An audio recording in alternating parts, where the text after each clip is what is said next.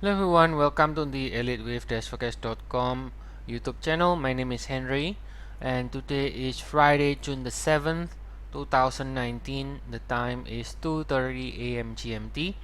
We're looking at the chart of the euro dollars here.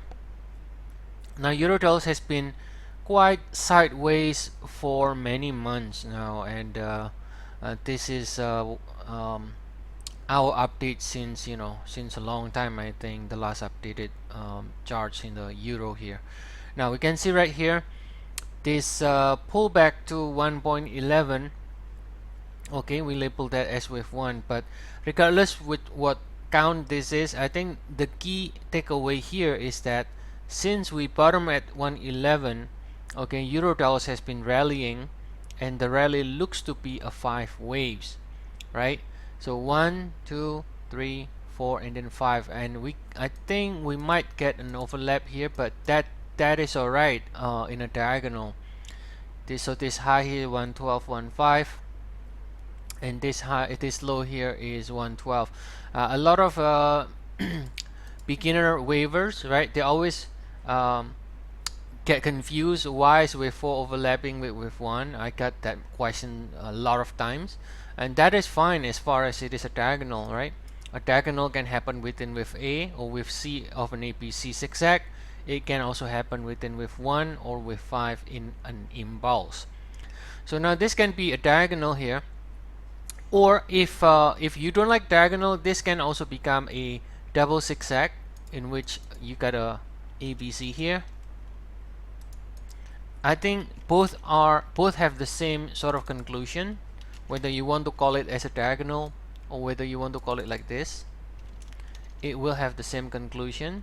Now if you want to call it double zigzag like this, then that means we have started the next leg higher now in the Y, right? So you can see the high here is 113.09, the high here is 113.068, so we have already broken above here, right? So we got our ABC WX, and then now looking from the Y leg, and if this is the count, in fact we're gonna keep continuing to go higher, and it can reach 100% of this WX, right? It can go all the way to 114 if this is a double zigzag.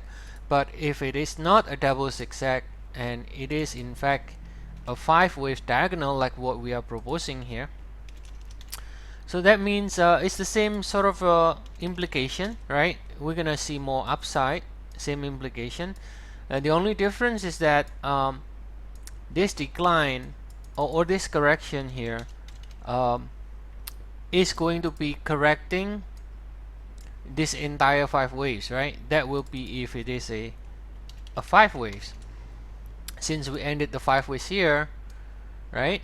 So that means the 3 waves correction should be correcting this entire rally from 111. But if this is a double zigzag, this correction is only correcting this, because that will be, this is going to be a W, this is going to be a X.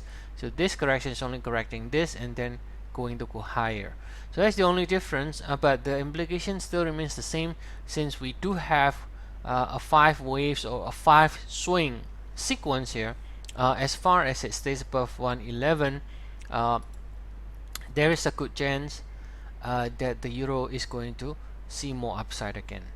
Alright, so that's kind of interesting. The rally here starts from the time when Mr. Powell, earlier this week basically said that they are ready to do whatever it takes, including cutting the rates, to sustain economic expansion.